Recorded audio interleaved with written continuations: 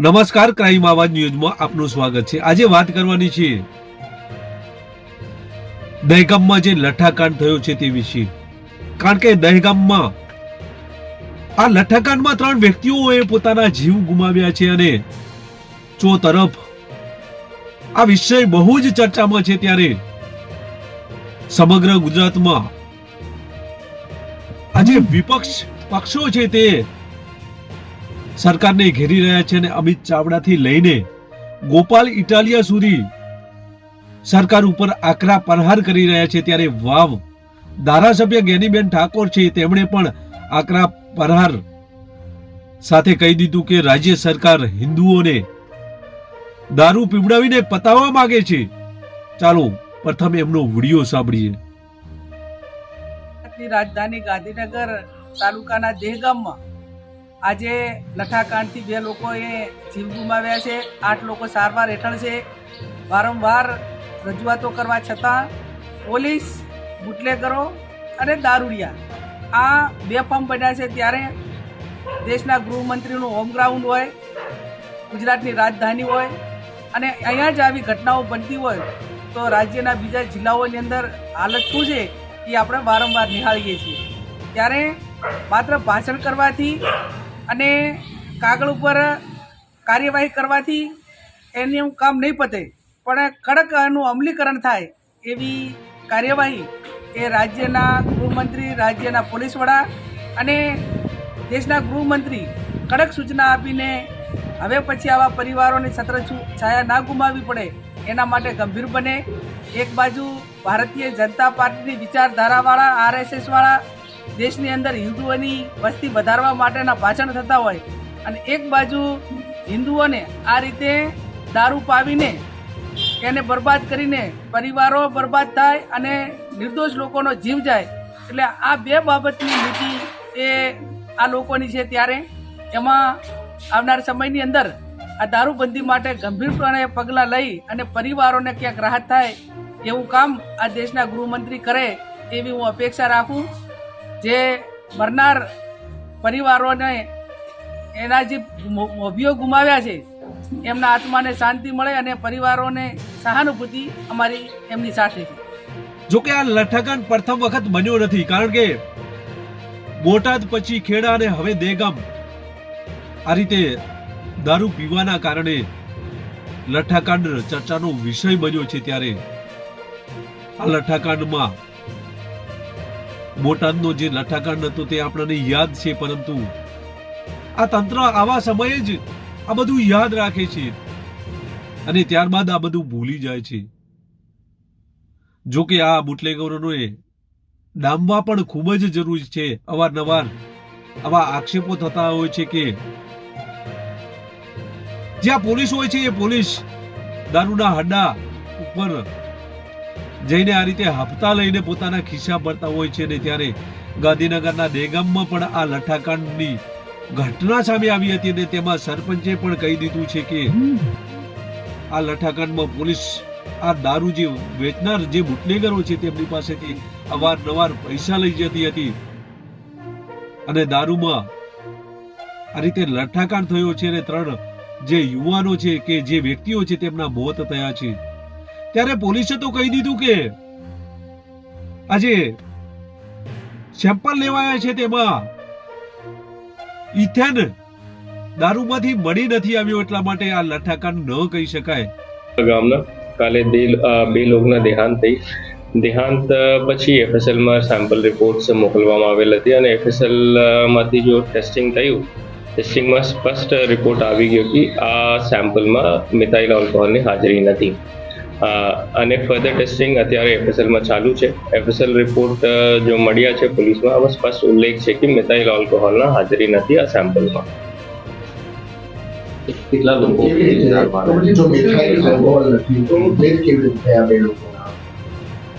બે લોકોના ડેથની ચોક્કસ કારણ માટે અત્યારે એક તો PM રિપોર્ટ થઈ ગયું। PM રિપોર્ટમાં પણ FSLની ફર્ધર ઇન્વેસ્ટિગેશન માટે પેન્ડિંગ રાખેલ છે।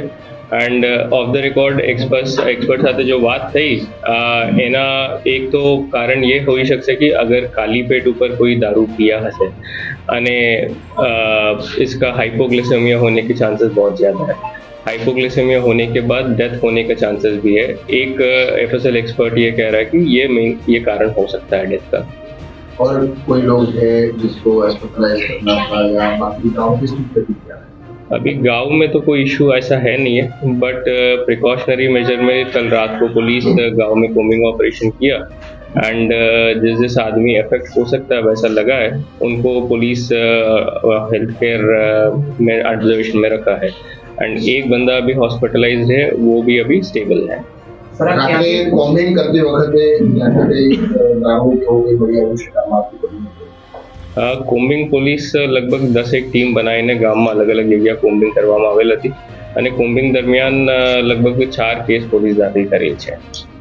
कई ब्रांडों दारू દેશી દારૂ एग्जैक्ट कारण जैसे मैं बता रहा था कि अभी एफएसएल रिपोर्ट पे पेंडिंग है। कारण क्या है एग्जैक्टली बता नहीं सकते अभी, जैसे एक बार फोरेंसिक एक्सपर्ट रिपोर्ट आ जाए तो ચોક્કસ કારણ સામે આવશે। આપણે કોઈ પરમિશન આપી છે દેશી દારૂ વેચવાની દેશી દારૂ બિલકુલ નથી। તો પછી વેચાઈ નહીં ગયું સાહેબ? પોલીસ જ્યારે પણ માહિતી મળે છે પોલીસ રેડ કરે છે, વારંવાર કેસ દાખલ થાય છે। પીઆઈ સામે શું એક્શન લેવાશે? अगर पीआई का कोई भी गलती आएगा सामने तो डेफिनेटली आने ऊपर पगला ले। પરંતુ સાહેબ આ સાહેબને કોણ સમજાવવા જાય કે અહીંયા દારૂ બંધી છે? આ જ મોટા સમાચાર છે। લઠ્ઠાકાંડમાં ઇથેલ હોય કે ના હોય, દારૂમાં ઇથેલ હોય કે ના હોય, પરંતુ જ્યારે ગુજરાતમાં આવી ઘટનાઓ સામે આવતી હોય અને જ્યારે દારૂ બંધી હોય ત્યારે આ મોટી વાત કહી શકાય, પરંતુ આ સાહેબને કોણ સમજાવવા જાય? અહીંયા દારૂ બંધી છે મોટા એ સમાચાર છે અને હજુ તમે પણ એમ પણ સમજાવવામાં વ્યસ્ત છો કે લઠ્ઠાકાંડ નથી। આ બધામાં જ્યારે મોત થાય છે ત્યારે સરકાર આશ્વાસન આપીને જતા રહે છે, પરંતુ એ પરિવારનું શું? એ પરિવાર પોતાના જે લાડલા યુવાનો કે જે પોતાના મોભિયા ગુમાવે છે તેમનું શું તે વિચાર કરતા નથી। જો કે આ ઘટનામાં પોલીસે 7 બુટલેગરોને ઝડપી પાડ્યા છે અને તેમની પૂછપરછ હાલ કરવામાં આવી રહી છે। એવામાં પ્રશ્ન એ છે કે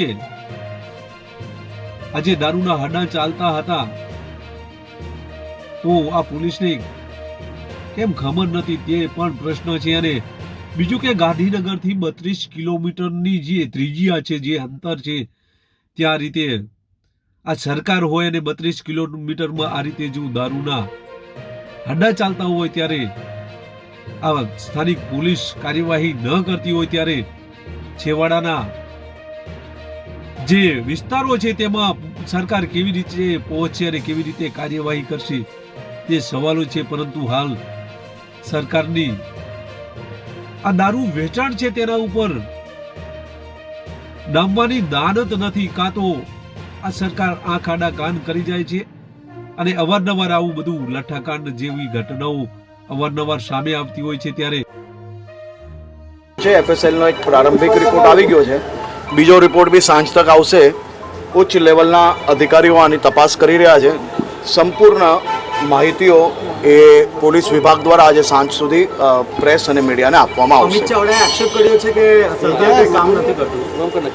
હું આમાં રાજનીતિ નથી કરવા માંગતો, પરંતુ હું એવું માનું છું કે આ જે સામાજિક દૂષણ છે, સામાજિક દૂષણની સામે મુખ્યમંત્રી શ્રી ભૂપેન્દ્રભાઈ પટેલના માર્ગદર્શનમાં ગુજરાત સરકાર કડકાઈપૂર્વક કામગીરી કરી રહી છે, પરંતુ આ સાથે સાથે એક સામાજિક લડાઈ છે અને આપણે સૌ લોકોએ સાથે મળીને સમાજનું આ દૂષણ દૂર કરવાનું છે। સાથે સાથે આ પ્રકારના જે ઘટના બની છે તેમાં ખૂબ જ કડક પગલાં ભરવાના નિર્દેશ આપવામાં આવ્યા છે અને સંપૂર્ણ માહિતી સાંજ સુધી વિભાગ દ્વારા તમને આપવામાં આવશે।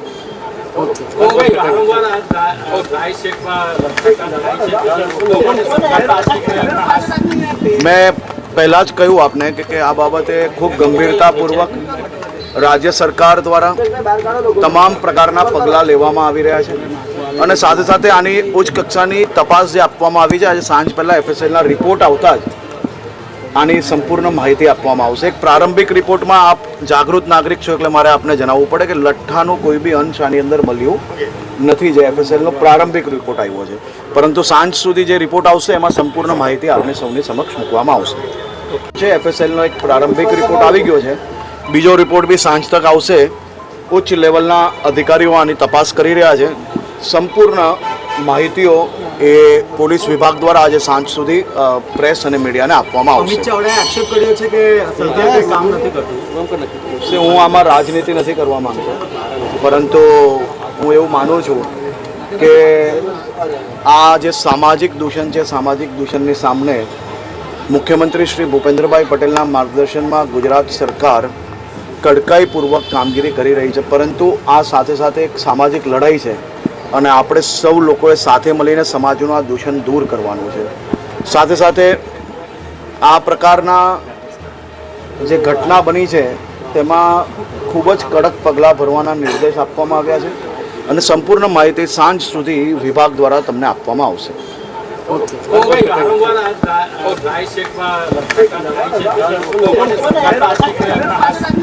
મેં પહેલાં જ કહ્યું આપને કે આ બાબતે ખૂબ ગંભીરતાપૂર્વક રાજ્ય સરકાર દ્વારા તમામ પ્રકારના પગલાં લેવામાં આવી રહ્યા છે અને સાથે સાથે આની ઉચ્ચ કક્ષાની તપાસ જે આપવામાં આવી છે, આજે સાંજ પહેલાં FSLના રિપોર્ટ આવતા જ આની સંપૂર્ણ માહિતી આપવામાં આવશે. એક પ્રારંભિક રિપોર્ટમાં આપ જાગૃત નાગરિક છો એટલે મારે આપને જણાવવું પડે કે લઠ્ઠાનું કોઈ બી અંશ આની અંદર મળ્યું નથી. જે FSLનો પ્રારંભિક રિપોર્ટ આવ્યો છે, પરંતુ સાંજ સુધી જે રિપોર્ટ આવશે એમાં સંપૂર્ણ માહિતી આપને સૌની. અને આ વખતે તો ગિફ્ટ સિટીવાળા ગાંધીનગરની અંદર લઠ્ઠાકાંડ થયો છે. ઝેરી દારૂ અથવા કેમિકલ વાળો દારૂ અથવા ભાજપવાળા કે પોલીસવાળાના કહેવા પ્રમાણે ઝેર વગરનો દારૂ પીવાથી 2 લોકોના મોત થયા છે. ગુજરાત માટે આ ભાજપના ભ્રષ્ટાચારી શાસનના કાળમાં એટલો દુઃખનો અને શરમનો વિષય છે કે એક તરફ ઝેરી દારૂ પીને, કેમિકલ વાળો દારૂ પીને કે નકલી દારૂ પીને કે ભાજપના નેતાઓ જે આયુર્વેદિક સિરપ વેચે છે એ સિરપ પીને લાખો લોકો મૃત્યુ પામે છે, બેમોત મરે છે. એક બાજુ ભાજપવાળા છે દારૂબંધીના તાઇફાના નામે મોટા મોટા ભાષણો કરે છે કે દારૂબંધી દારૂબંધી, અને એક બાજુ આ જ ભાજપવાળા ગિફ્ટ સિટીની અંદર ખુલ્લે આમ વિદેશી મહેમાનોને અને ભાજપના નેતાઓ તેમજ એમના માનીતા ઉદ્યોગપતિઓને બિંદાસ ખુલ્લે આમ બેસીને પીવાની છૂટ આપે છે. બહુ ગૂંચવણભરી પરિસ્થિતિ છે અથવા તો બહુ દુઃખભરી પરિસ્થિતિ છે કે ગુજરાતમાં ગરીબો માટે ઝેરી અને કેમિકલ વાળો દારૂ અવેલેબલ છે. એ જ ગાંધીનગરની અંદર અમીર લોકો માટે શાનદાર બોટલની અંદર શાનદાર હોટલમાં બેસીને પીવાની વ્યવસ્થા છે. કઈ દિશામાં આ ભાજપવાળા લઈ જવા માંગે છે ગુજરાતને? એક બાજુ બેમોત મરે છે, એક બાજુ તાઇફાઓ ચાલે છે. મને એમ લાગે છે કે ભાજપવાળાને શરમ હશે નહીં, કેમ કે શરમ જેવી ચીજ વસ્તુ હોત તો અત્યાર સુધીમાં 1-2 વખત તો આડે આવી હોત.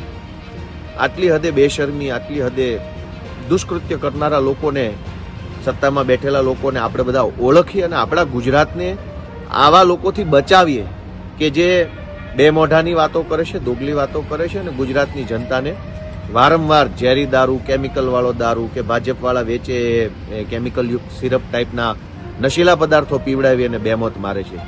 આપણે બધા જાગૃત બનીએ એવી જ અપેક્ષા સાથે, અને હવે તો એવી આશા નથી રહી કેમ કે કોઈ પગલાં લેવાશે. જ્યારે લઠ્ઠાકાંડ બને એટલે 2 દિવસ મંત્રી, તંત્રી, સંત્રી, અધિકારી કડક પગલાં લેવામાં આવશે, FSLમાં રિપોર્ટ મોકલો છે, કોઈને છોડવામાં નહીં આવે, ચમરબંધીને. આ બધી વાતો સાંભળીને હવે થાકી ગયા છીએ. એકની એક બધી ચૂથાઈ ગયેલી, ચવાઈ ગયેલી વાર્તાઓ કરે છે. એટલે આપણને પૂરો વિશ્વાસ છે કે કોઈને ચમરબંધીને પકડવામાં નહીં આવે, કોઈને કાંઈ કરવામાં નહીં આવે. બધા પાસેથી ભાજપવાળા થોડું થોડું ચૂંટણી ફંડ લઈ લેશે અને ઘીના ઠામમાં ઘી પાડી દેશે એવી પૂરી વિશ્વાસ, પૂરી શ્રદ્ધા છે.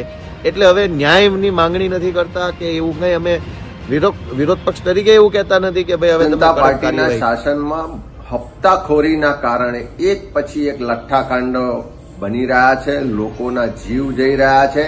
અને આ કોઈ ગુનાહિત બેદરકારી નથી, પણ એક હપ્તાખોરીને કારણે થયેલી હત્યાઓ સમાના બનાવો છે. પહેલા બોટાદમાં લઠ્ઠાકાંડ થયો, 45 કરતા વધારે લોકોના મોત થયા. નડિયાદમાં સિરપ રૂપે લઠ્ઠાકાંડ થયો, 5 લોકોના મૃત્યુ થયા. અને આજે ગાંધીનગર જિલ્લાના દહેગામ તાલુકાના લીહોડા પંથકમાં લઠ્ઠાકાંડ થયો, 2 લોકોના મૃત્યુ થયા અને હજુ અનેક લોકો ગંભીર રીતે સારવાર લઈ રહ્યા છે. આ એક પછી એક બનાવો જે બહાર આવી રહ્યા છે એનાથી એટલું સ્પષ્ટ છે કે ગુજરાતમાં દારૂબંધી છે, કાયદો છે, પણ આ ભારતીય જનતા પાર્ટીની સરકારમાં નીચેથી ઉપર સુધી જે હપ્તા પહોંચે છે એના કારણે ખુલ્લેઆમ દારૂ વેચાય, ખુલ્લેઆમ ડ્રગ્સ વેચાય અને આખું ગુજરાત જાણે પંજાબની જેમ ઉડતા ગુજરાત બનવા તરફ આગળ વધી રહ્યું હોય અને એનો શ્રેય લેતી હોય આ સરકાર, એવી સ્થિતિનું નિર્માણ થયું છે.